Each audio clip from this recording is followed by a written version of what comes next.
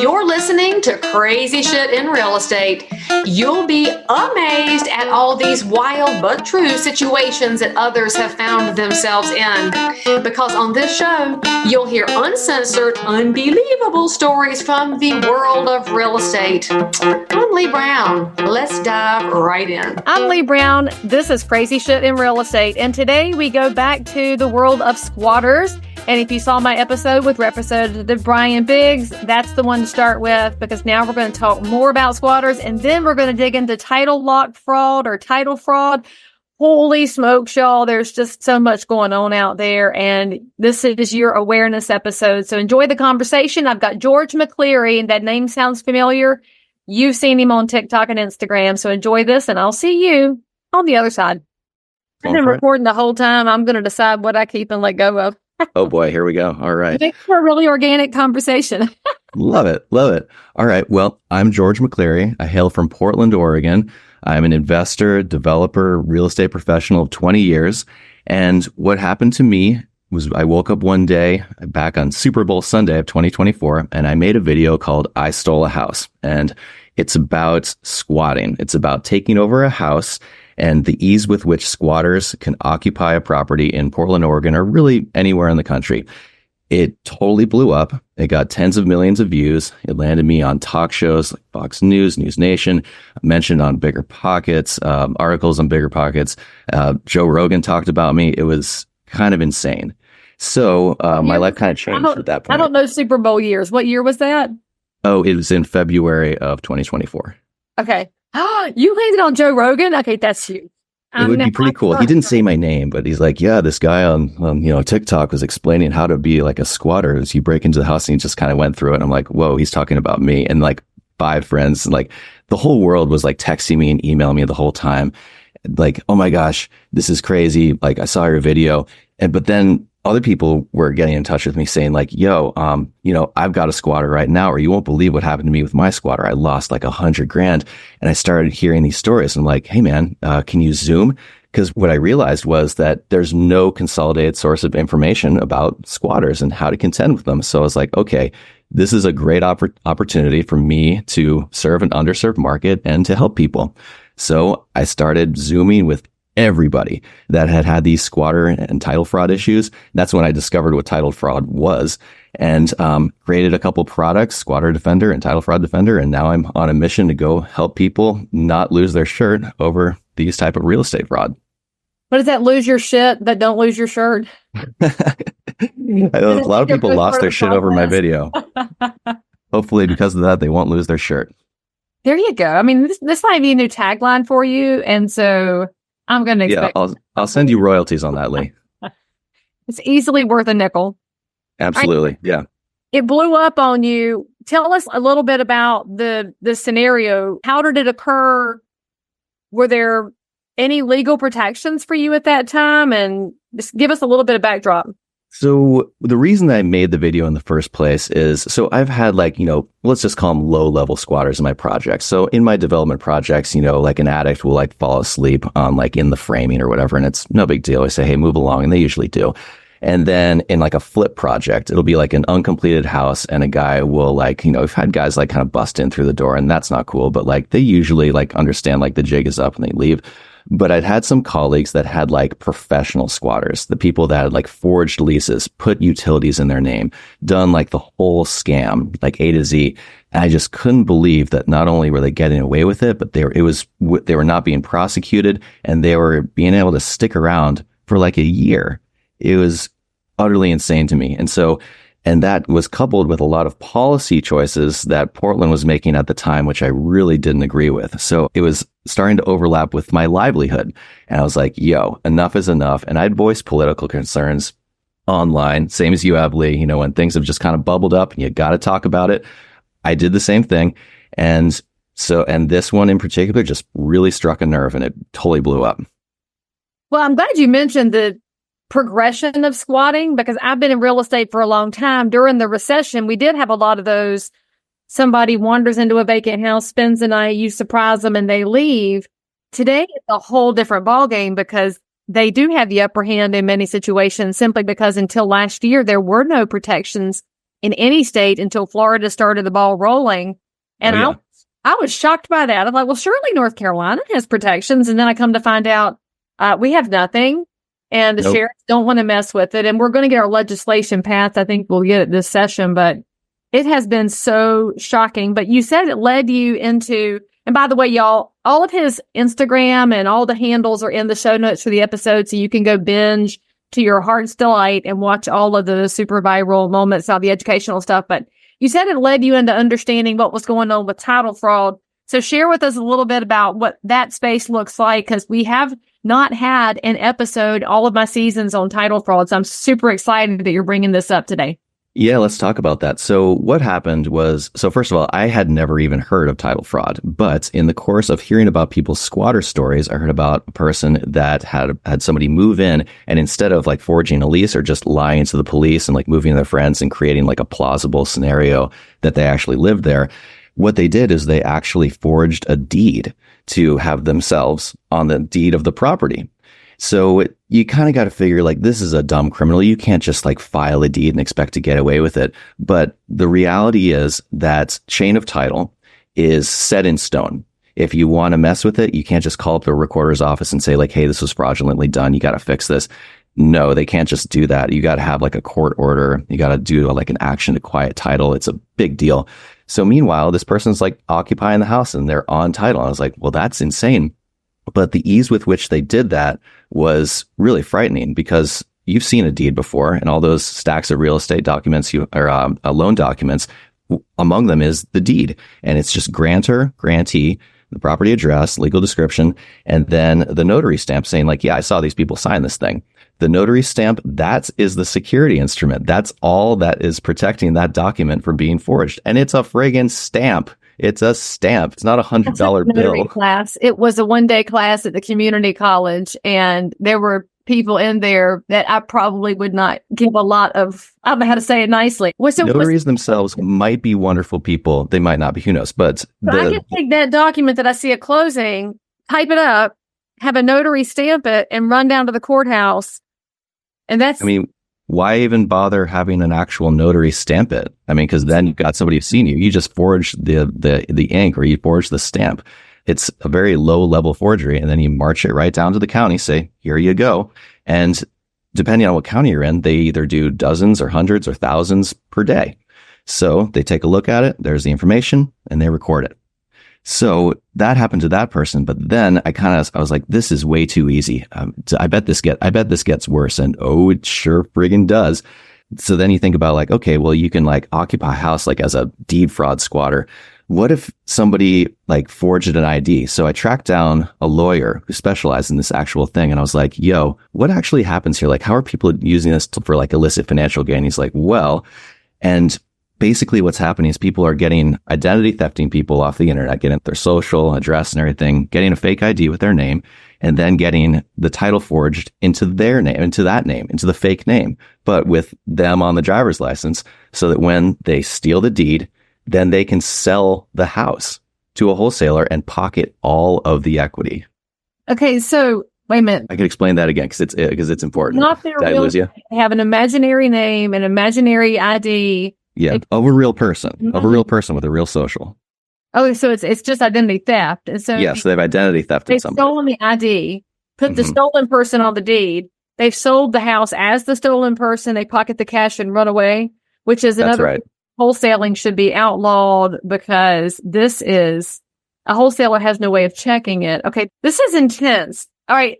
So what about the mortgage? So they put themselves on title. They recorded the deed from Bob and Mary. Bob and Mary owed $300,000 on the mortgage. How does that get recorded on top of an existing mortgage? So you're not going through title. The person is just going down to the recorder's office and recording the deed. So the lien still remains on the property.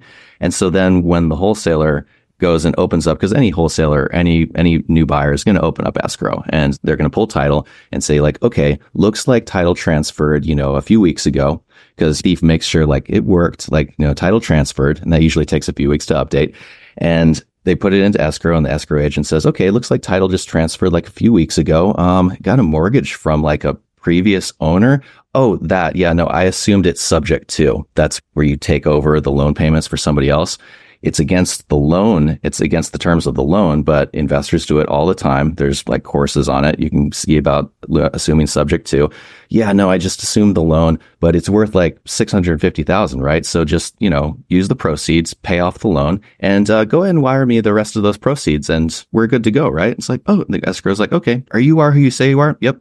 I got the ID right here, and send your notary over. It'll be a perfect match, and it'll have a nice real notary, and everything will be just fine.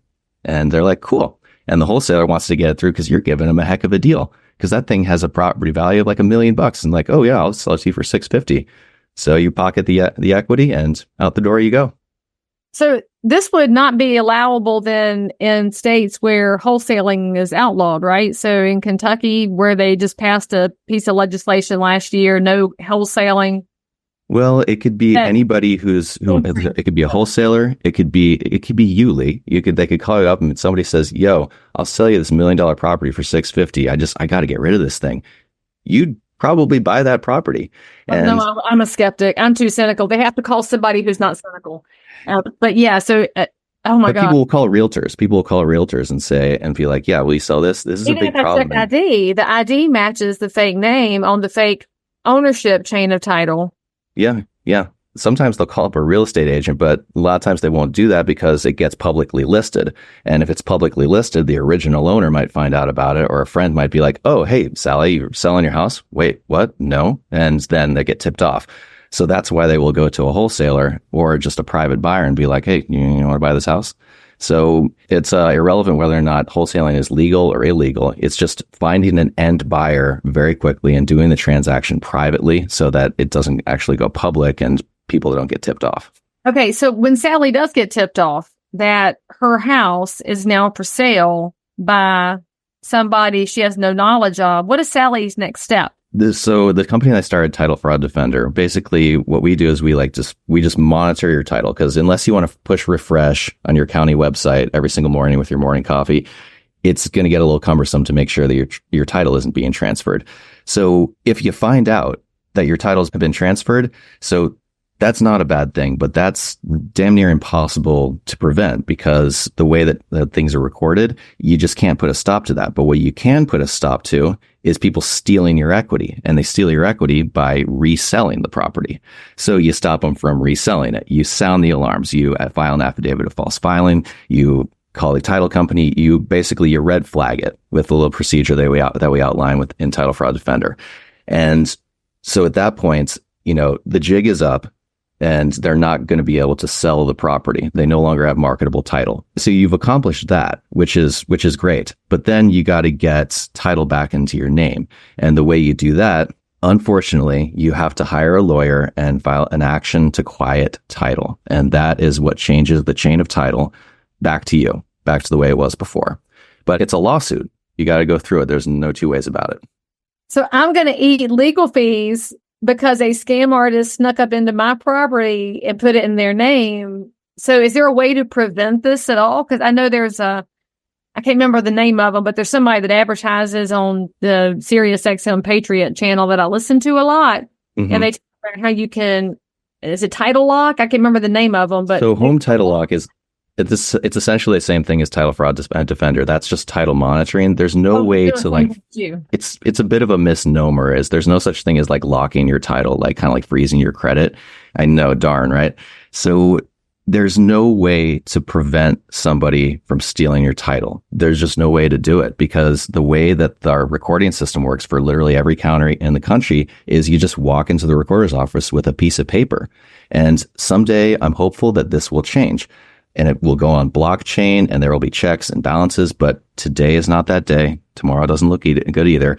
And as of now, you can't prevent it, or at least nobody's given me any credible way that you actually can prevent it. So Home Title Lock, they're selling what we're selling, except for they're $20 a month, and we're like a few bucks a month. Okay, so I'm panicking a little bit now because I own rental properties. And so I need to watch rental properties in multiple counties in multiple states. When every state obviously operates differently. Some have electronic filing. Some require you to go in person. If you were going to design the perfect filing system for deed recordation, what do you think is the best way to do it? Is it to go electronic and go blockchain and lock down that that system, or is it to stay on paper and they check IDs and only lawyers can file it? What's the answer? I wish I had one for you, Leigh, and I've gotten this before. Come on, George. This is your specialty, man. We're counting on you. Bigger pockets will put you back on the podcast. I promise you, Leigh, I've earned like a PhD in squatting and defraud over the past like 6 months, and it's been an intensive study, but I guess this is like the next graduate level course I need to take. There are companies that are trying to put this on the blockchain, and basically the best solution that I've heard is putting it on the blockchain and having a system of checks and balances so that when deed transfers, both the grantor and the grantee are notified and have to sign off on it in a way that's actually verifiable prior to title being transferred. So what that system actually looks like, I don't really know, but I do know that you shouldn't be able to transfer title without having an absolute having surety that the grantor, the person selling the property, knows about it and is good with it, because the only thing they need now is a signature, and there's no way to verify that signature right now. And it's, a notary stamp. Supposedly that's the verification, but it's easily forged. So that's essentially the solution, is on the blockchain, verifying grantor, verifying grantee. And it hopefully is not going to be a cumbersome process, because like I said, like thousands of these get processed every day in America. So it's got to be something fluid.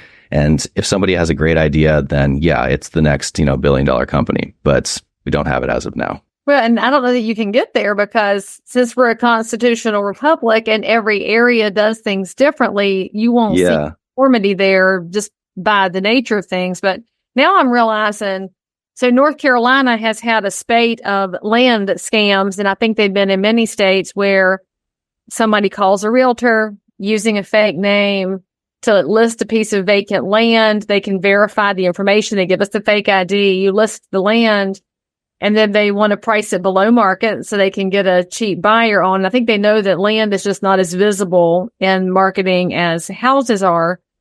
And it can actually close before the real owners ever find out. Before they figure it out. Yeah. Probably because there's seldom a mortgage or a lien on vacant land like there is on the house. So you take out that one hiccup from the process. Totally. Yeah. So that actually adds a layer of complication for the title thief. So I said before, I assumed it's subject to the lenders have some checks and balances. So sometimes it'll get caught with them because they'll go back to the buyer and be like, yo, what's up? But, usually it's done with parcels or properties that have no debt. And so what you're talking about, Leigh, that's like impersonation. You're pretending to be the seller. And whether you have a fake ID or that takes another level of sophistication, but it's not that hard to get a fake ID on the dark web. But you're essentially impersonating, you're skipping that fake ID step and just impersonating that person. And then as long as you got a way to get the proceeds transferred into a bank account, because, I'm sure it's the same in North Carolina, you've got to have the proceeds for the person on title have the same name on the bank account. You can't have Leigh Brown LLC sell a property and then transfer the proceeds to Jing Yingping in China. It's without a series of checks and balances. It's so overwhelming to think about the people that spend their time trying to find a way to scam the system when they could be curing cancer if they would turn their brain to something productive. All right, let's jump back to the squatter side for a minute. So you're on the left coast, and honestly, you guys have issues out there that can become contagious to the rest of the country. But currently, Portland and Oregon have been trying to dial it back because they realize they went a little too far with some of the... pendulum swung a little bit too far in the wrong direction. I mean, when you allow all drugs to be legal, you creating a unsustainable... What could possibly go wrong, right? Nothing. So luckily, they're pulling that back in. But what are you seeing for relief for property owners in Oregon in your experience? Are they looking at legislative action? Is there any is it going to become criminal to squat in a house? Because in North Carolina, y'all can watch the episode with Representative Brian Biggs, because he's a realtor and a state legislator. We were talking about the fact that the sheriffs want to treat it as civil. We in real estate want to treat it as criminal because somebody's stealing your property, and that's not civil at all. But it's been nothing civil about it. Very vibrant conversation. So what does the conversation look like in Oregon? So a lot of it revolves around landlord-tenant law, because that's essentially what the squatters are exploiting. if you can get inside a house and establish that you have like been there for a certain amount of time, or establish with a police officer that, you know, you have some credibility that you do have the possibility that you are occupying the property legally, then you can dupe the police officer into thinking that you actually have a legitimate claim to it. And then you have to go through, well, at least people think that you have to go through the court system at that point.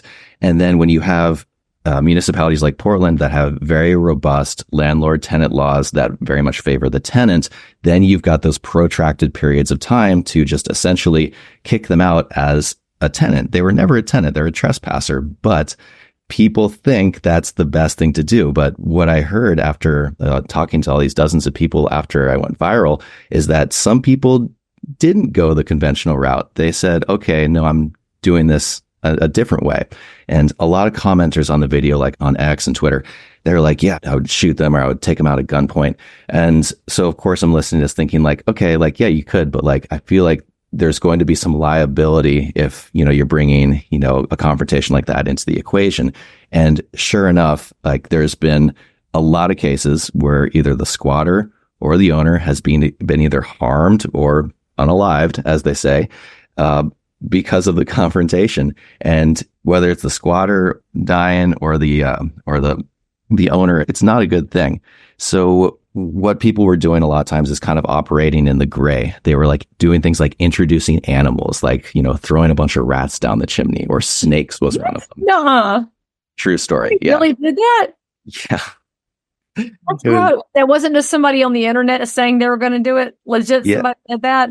Yeah, no, there was people that did booby traps, bear traps, and then I heard all manner of things, and some like, you know, some grosser ones that I won't mention, but use your imagination. Is this like your whole TikTok channel is all of these little ways to deal with squatters? Because I was sworn to secrecy by them. Like I can't like actually like go on there and have like, so I go on podcasts and I talk about like, hey, somebody did this or whatever, but like I do make a lot of content about like, you know, squatters and, you know, deed fraud, saying like, hey, this is a problem, just kind of trying to spread the word. But those unconventional methods. I mean, if Chris Rufo can expose what's going on in the school systems, I think you could be the citizen journalist that goes with your little iPhone to all these little squatter situations and says, somebody dumped a box of rats down the chimney. Let's see what happens next. I would watch that channel all day long. And especially if you take some of the traps they used on Gilligan's Island. Oh, yeah. Remember Gilligan's Island where they said for the natives and for animals? I mean, I think it work for squatters, and you can't prove me wrong yet. So. Oh yeah, yeah. No, so all those unconventional methods are not only hilarious, but a lot of them have actually worked.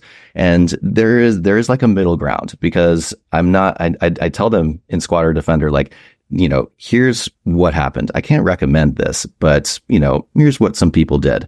But there is sort of like a middle ground that doesn't involve going through the court system. And I talk about that in the course. And there are things that you can do that don't get you in a legal entanglement with the court system.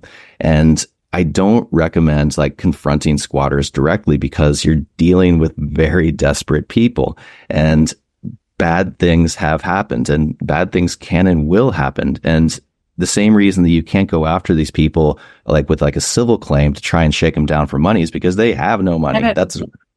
They got nothing to go after, and you're probably the deep pocket. And if they go after you because you did something, that could end badly for you, not just by physical harm, but like just going after your wallet. And there are lawyers that will be more than glad to do that in any state.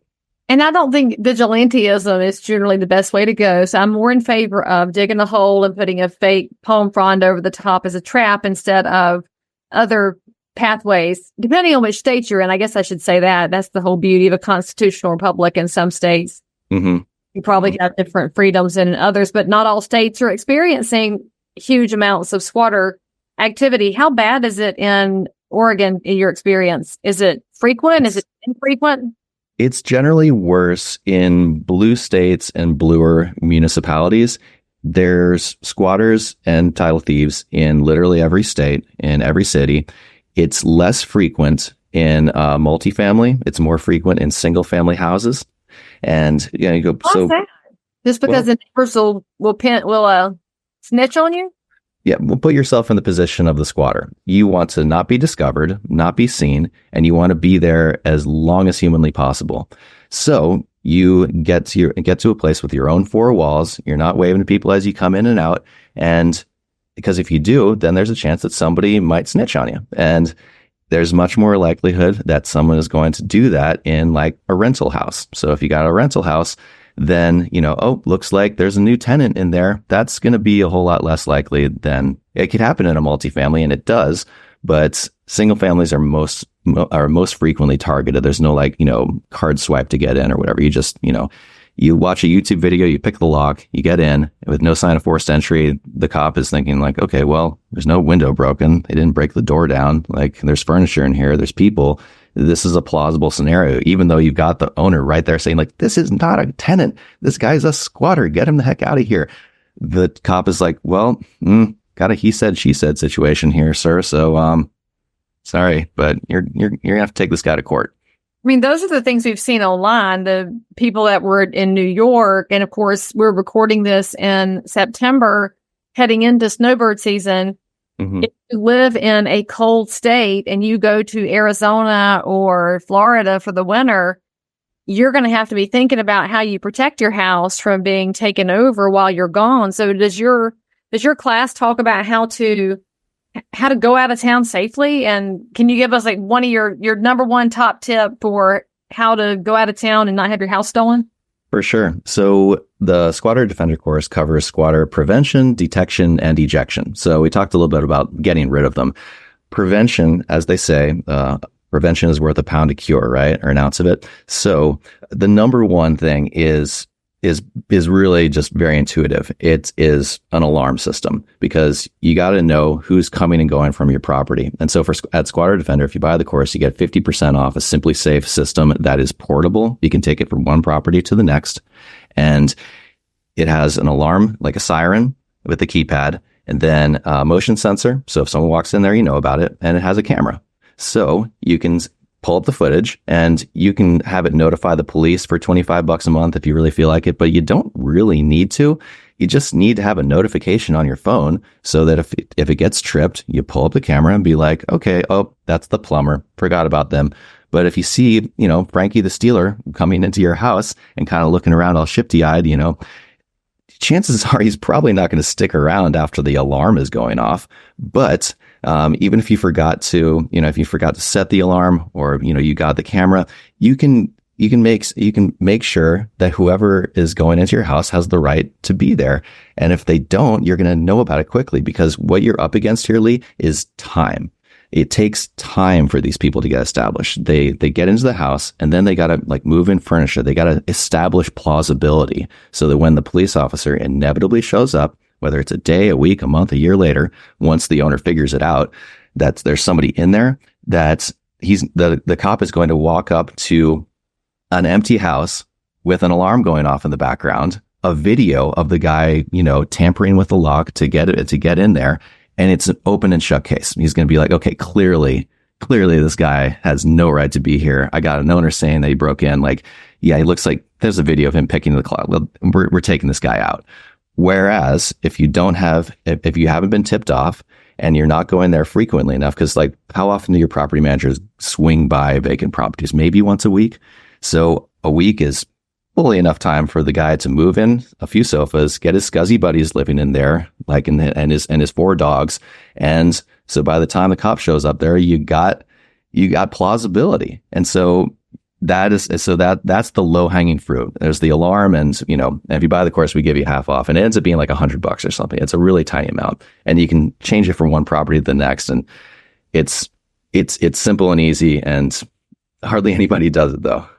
I'm just still so surprised that anywhere in this country, the police would say that, sure, you own the house, but these people get to have it. That's what's been so mind-boggling to me, that there is such a loss of respect for property rights that owners have to put up with squatters until some future date when the courts decide they have to go. It's astonishing, and it's got to stop.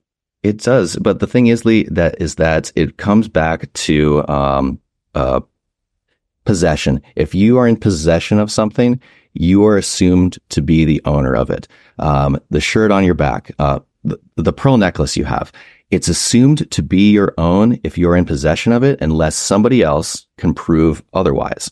And if you're in possession of a house, you are assumed to have the right to be there unless somebody can prove otherwise, or it's like patently obvious that you don't have the right But to be there. I own it. I own it. I believe you. And I don't think anybody's going to make claim to the necklace. But in this case, no matter what state you're in, there's going to be some form of landlord-tenant law. And if tenants have a bundle of rights that are afforded to them as occupants of real property, it's not a bike, it's not a sack lunch, it's a house. And so there's a bundle of rights that's afforded to tenants in any state. And that's why they're able to maintain possession of it after they, stop paying. And if they can fool a cop into thinking that they're a tenant rather than a squatter, they tacitly gain those rights. And it's insane, but it's the convergence of certain laws that have just gone a little overboard. And just like you said, Leigh, like our rights as property owners are being trampled on in this case, but it's with the intention of protecting tenants against bad actors, bad landlords. But has it been overshot? In my opinion, 1,000%. But it also means if you're in real estate, you better make sure that you've talked to your property manager about landlord tenant laws where you live, so you're aware of what the bundle of rights are in your area so that you can be prepared for all of this. Investors have to pay attention to squatters too. It happens in Airbnbs or other short-term rentals, happens in long-term rentals, and it can happen in your primary residence. And if you're a consumer, then you really got to pay attention to things like your title until we get smarter legislators, frankly, that are able to think their way through full processes. I think we're going to see more scamming before it's all over. George, what's the best place for people to find you, take advantage of your courses, and get some of these details that you are sharing? Yeah, so if you want to take a look at the course, it's at squatterdefender.com. And for your listeners, Leigh, with the promo code Leigh Brown, spelled just like your name, you get 20% off. And then same with Title Fraud Defender. That's at titlefrauddefender.com. That's your title monitoring service. And it's great for investors because we give big discounts to people who own multiple properties. And that also has that same promo code, Leigh Brown. And that's for 20% off. And you can also find me on social. I always tell people I'm very easy to find. Just Google George McCleary, TikTok, LinkedIn, or whatever, and there I am. McCleary Realty and Development is the name of my real estate company. So you can see like development projects I'm working on. This educating people on title fraud and squatters is kind of my side hustle right now, and I'm going to see where it takes me. But my regular job, my day job, is as a realtor, developer, house flipper. So find me at McCleary Realty and Development on Instagram, on TikTok, and write me a message. I'd be happy to hear from you. And if you've got a crazy squatter story, I'd like to hear from you, because I've become like the source for these crazy stories, and I've consolidated all of it and put it in the Squatter Defender course. I'm going to keep updating it, and so that people are going to know what to do if they have a squatter. And I'll just point out, I really want y'all to reach out to George if you have a story about how to get rid of your squatters and it's creative, because those sound the most interesting to me. So maybe you have devised a way to send, I don't know, ants into a house, and we all hate ants. So that maybe, I don't know if it'll run anybody off though, but we'll find out. George, thank you so much for coming on the show. Thank you for talking about very uncomfortable topics that people need to be aware of so they can make good decisions. And of course, y'all, you can drop your comments below, reach out to George about the Portland market, about his courses, lots of reasons to reach out to him. And of course, in the show notes, all your contact information. Thank you so much for coming on the show. It's a pleasure to meet you. Pleasure. Thanks so much, Leigh. All right, guys, hit the bell, subscribe for more. I'll see you next time. As always, I'm so super thrilled that you joined in for more crazy shit. And if you're a realtor, investor, inspector, lender, or just a regular human being who happens to have an unbelievable story that you need to tell the world about, or frankly, you just need to one-up the story you just heard, then make sure to DM me on Instagram at Leigh Thomas Brown, or tweet me at Leigh Brown, or frankly, any social network where you hang out. I'm there. And if you had some fun, then you totally want to subscribe so you don't miss out on any future episodes.